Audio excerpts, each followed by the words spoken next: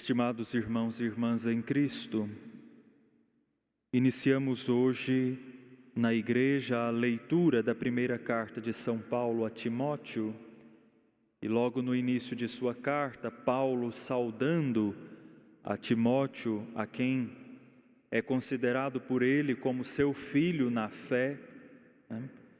Paulo apresenta-lhe o testemunho da sua vocação. Paulo escreve a carta e inicia a carta dando o testemunho da sua vocação. E é muito bonito o modo com o qual São Paulo vai descrevendo o chamado que Cristo Jesus lhe fez.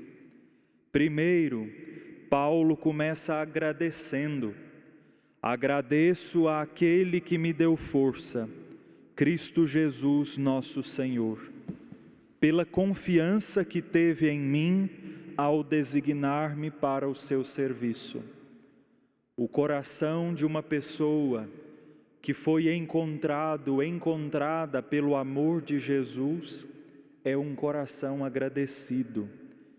E a gratidão predomina no nosso viver.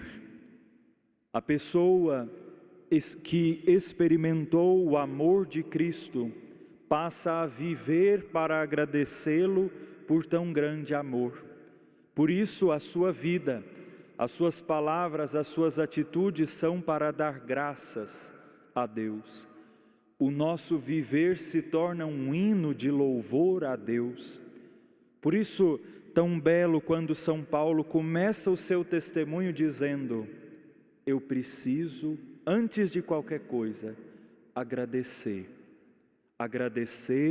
por tudo que o Senhor fez por mim, me dando forças para estar aqui e confiando a mim uma missão tão digna de viver em seu nome, né?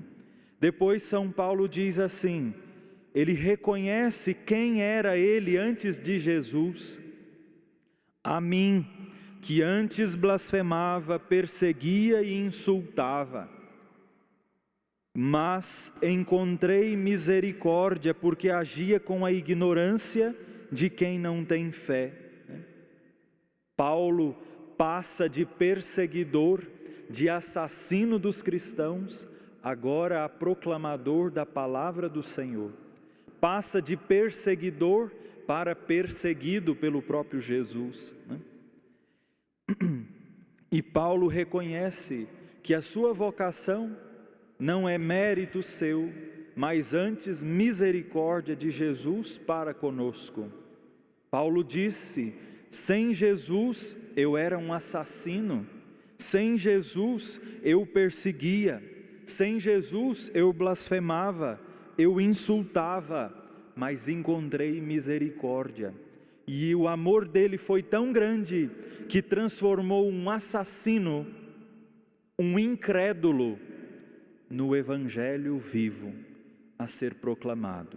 E Paulo torna-se, portanto, o apóstolo dos gentios, né? O grande apóstolo das nações, o símbolo da missão da igreja. Se Pedro simboliza toda a autoridade da igreja, Paulo simboliza a força da palavra, né? A força da palavra.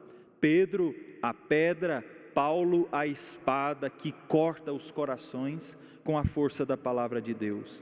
E Paulo assim encerra o seu testemunho. Transbordou a graça de nosso Senhor com a fé e o amor que há em Cristo Jesus. É o transbordamento da graça na nossa vida. O Senhor pode fazer por nós o que nós nunca somos capazes de imaginar. Se pensávamos que seríamos felizes com um pouquinho, tínhamos lá o nosso projeto de vida, a partir do momento em que o colocamos nas mãos de Jesus, Ele faz transbordar. Transborda em graça, né? E multiplica a sua graça e nos surpreende sempre e sempre, né? Pela fé e o amor colocados nele. A fé colocada em Jesus, a esperança colocada em Jesus, o amor colocado em Jesus jamais nos decepciona. Aquele que vive para agradecer por tão grande dom, não tem tempo para julgar, não tem tempo para reparar o defeito do outro, não tem tempo para apontar o dedo. E o Evangelho nos diz, pela boca do próprio Jesus, que nós temos a grande tendência a cair no julgamento, né?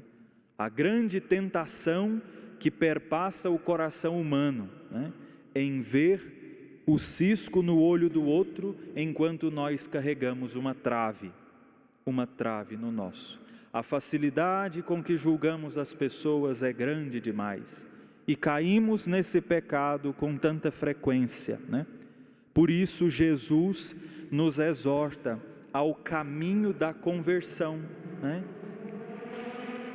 Qual é o melhor modo de evangelizar? Qual é o melhor modo de converter? Qual é o melhor modo de pregar o Evangelho? Ser evangelizado primeiro, ser convertido primeiro, entender que o Evangelho precisa mudar o meu coração em primeiro lugar, né? E só assim eu poderei oferecer alguma coisa boa para o outro. Por isso a palavra do Senhor serve primeiro a mim. Depois desse fruto, nascido em mim pela palavra, eu posso oferecer algo de bom. Portanto, tão famosa aquela imagem, enquanto apontamos um dedo, 3, 4 estão em nós. Possamos ouvir de Jesus hoje esse apelo, para que olhemos primeiro para as nossas faltas e com humildade acolhamos a palavra do Senhor e deixemos-nos transformar por ela. Louvado seja nosso Senhor Jesus Cristo. Para sempre seja louvado.